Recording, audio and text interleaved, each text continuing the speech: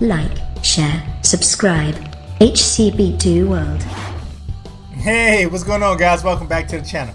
So listen, this week we got chapter 132 of My Hero Academia, and I gotta tell you, man, things are definitely getting interesting for me. Everything about this whole internship arc has been crazy, and I've noticed some kind of things been stringed together, you know. Obviously, it seems like every chapter features the 8 precepts of death, but it also seems like the big 3 are playing a big role in it as well, and that continued this week. In terms of everything that's going down, you know, I don't know what's going to happen, but I can tell you from everything I've read, it is not going to be good for the hero side. And I kind of hate the fact that the heroes always seem to be behind the villains, you know. It was the same thing when My Hero Academia started, where the kids were getting attacked and the heroes couldn't really do anything about it. And it seems like the heroes are never on the side of being out in front of things before they happen. Now, with this chapter, it started us off with a meeting between Shigiraki and the 8 precepts of death. And right off the bat, man, I was honestly expecting something crazy. If you remember the last time the two got together, or at least attempted to get together, shit did not go well. Each side lost a member. You had people getting crumbled, people getting exploded. I mean, it was nuts. It was nuts. There was blood and guts everywhere. And I'm like, holy shit, man. Like, what are they going to do with this? Well, we get that this week, and it's actually a lot more tame than I was expecting.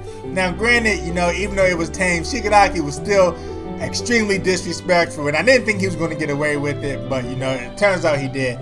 He goes in there and he sits down for this meeting, and the meeting is basically the two sides coming to a mutual agreement. You know, they're saying, okay, we both want the same thing, so we should team up, but let's get one thing straight. I don't work for you, and you don't work for me, and this and that. And long story short, what's going on is the 8 precepts of death kind of want to use the League of Villains name to kind of do their operations, you know. And Shigiraki, being a kind of crazy leader, asshole that he is, he's basically saying that he wants to make sure that they're not using the League's name for some bullshit.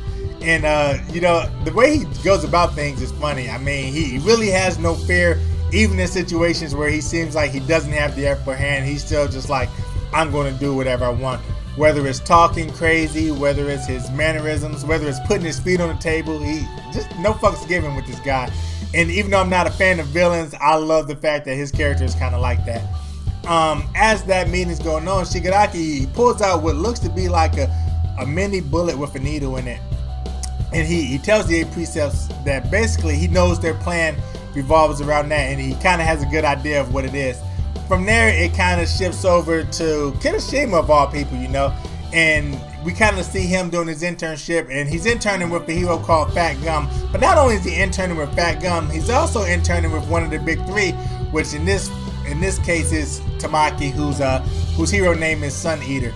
Now, one thing I love about this is that every chapter seems to have some of the 1A kids teamed up with a member of the big 3. Obviously, we had Midoriya, who's teamed up with Mirio. Then last chapter, we had Suyu and Ochaka, who's teamed up with Nejire. And then this week, we got Kirishima, who's teamed up with Tamaki. Now, one thing I honestly love Kirishima's character, but one thing I hate is that it seems like every time they show him, he's with Bakugo. And because he's with Bakugo, he's going to always get overshadowed. Obviously, Bakugo's a big deal. He's strong, he's brash, he's a loudmouth.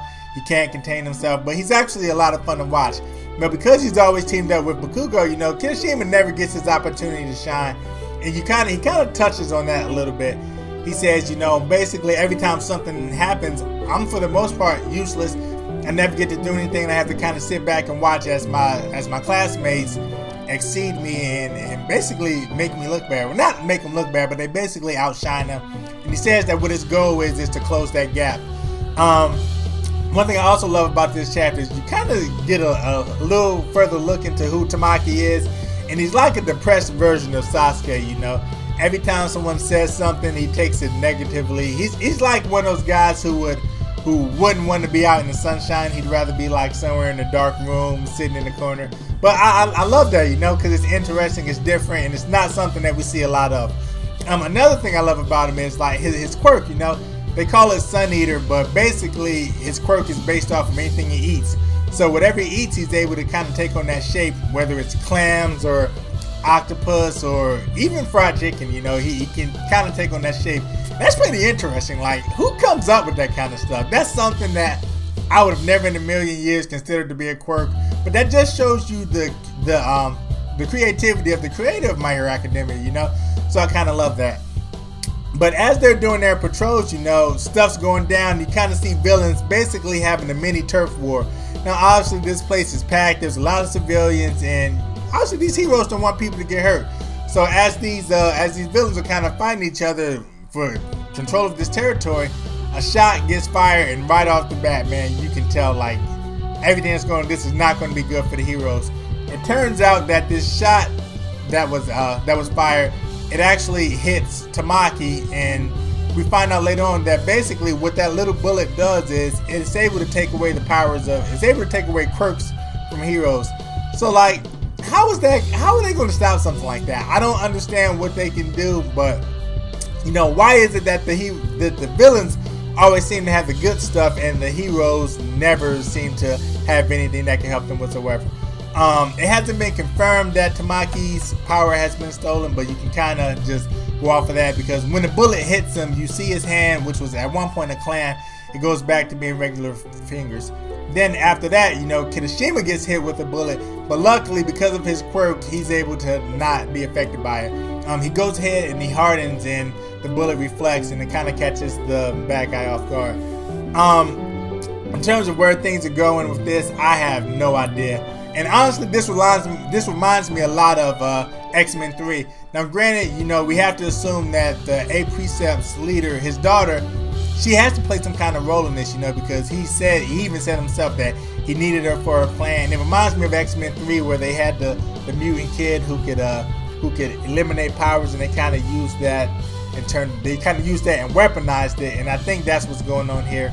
But man, that's going to be dangerous, you know, because what if Miria gets hit with something like that? He loses one for all. He's just back to basically being another kid. But not only Miria, any hero gets hit with something like that. At least heroes that don't have the ability to harden. Any hero get hit with something like that, you know, it's over. Their career might be done, because at this point, we don't know much about it. But I'm just going to go ahead and assume it's lasting effects until they say otherwise. So hopefully the heroes can find some way to combat this. Other than that, I love the chapter. I actually enjoyed the fact that they excluded Miria, because sometimes, you know, this manga has so many chapters that really, this manga has so many characters that really you never really get the opportunity to explore all of them, kind of spend time with all of them. So I'm glad that they kind of took us away from Miria a little bit and let us hang out with Kirishima, even if it was only for a few panels. I love his character. I love what they're doing with him, and hopefully, you know, the manga continues to be as good as it's been, because honestly, I'm shocked that My Hero Academia isn't bigger than what it is now, because it's amazing. And I feel every time I read this, you know, it reminds me a lot of Naruto, and I feel like at some point it's going to be big. So everybody that's on board now, you know, congratulations to you, because I feel like you guys are going to be a part of something special. Other than that, in terms of where this thing is going, I have no idea, but I can definitely see the heroes having some kind of meeting. You know, once they realize what's taking place, I can see them having some kind of meeting and maybe coming up with some kind of plan. And I wonder, you know, if this weapon is so dangerous, maybe they might even eliminate the kids' internships, because it might not be safe to be out. Who knows? I don't know what's going to happen, but this weapon is going to be a big deal, and I think it's going to shake things up quite a bit. Other than that, guys, that's going to do it for the review. Hopefully you enjoyed it. If so, go ahead and smash the like button. Also, if you're new to the channel, go ahead and subscribe. I finally have a shit ton of free time, so I'm going to be rolling out different videos and reviewing some things that I maybe haven't been into in the past, you know. I'm going to expand my wheelhouse, check out some things outside of my comfort zone, and maybe do some reviews on it. Other than that, as always, I'm your boy Heroes. Come back to do great, be great. I will catch you guys in the next video, man. Peace!